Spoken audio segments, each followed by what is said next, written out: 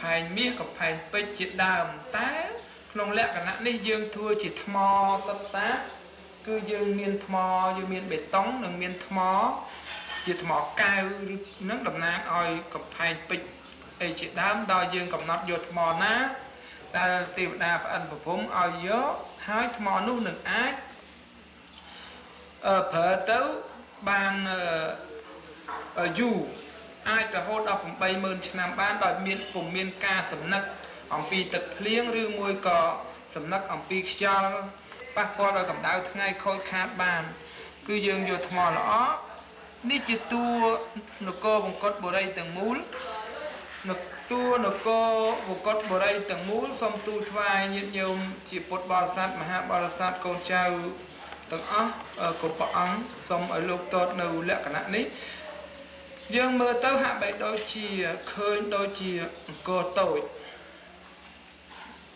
ហាក់បីដូចជាឃើញដូចជាអង្គរតូចក៏ប៉ុន្តែវាអត់បានដូចទេ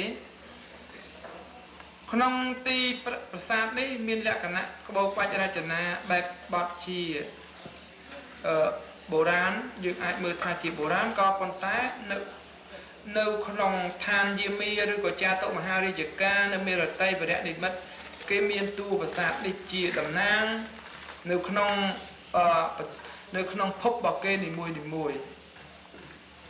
តំណាងភពរបស់គេនីមួយដូចជានៅក្នុងឋានចាតុមហារាជការទីនគរនេះគេយកធ្វើសម្រាប់កន្លែងដែលសកទេវរាជយាងមកដើម្បីគោរពបូជានៅក្នុងទីនគរនេះ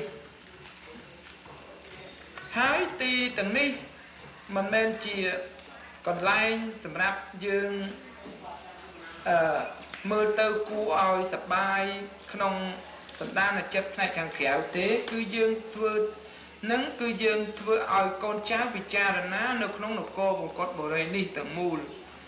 ពិចារណាឃើញនៅលក្ខណៈជាកុសលនៅក្នុងនគរនេះទាំងមូលហើយធ្វើនេះទៅតាមបែបផែននៅក្នុងរាជបុរីនៃភពមួយគឺនៅក្នុងភពសុខនឹងដែរដោយមានលក្ខណៈស្តៀងនឹងវង្គតបុរីនេះទាំងមូលដូចគ្នានឹងដែរ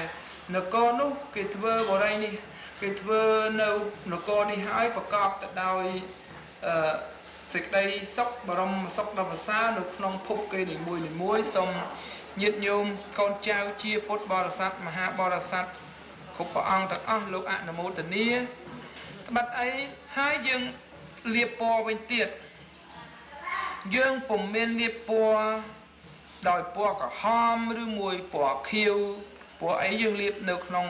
ដូចជានៅឋានចាតុមហារាជការដែរហើយយើង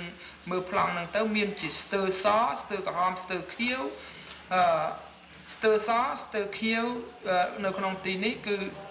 មានលក្ខណៈដូចគ្នាចឹងដែរនៅទីក្នុងអង្គរនៅទីវង្គត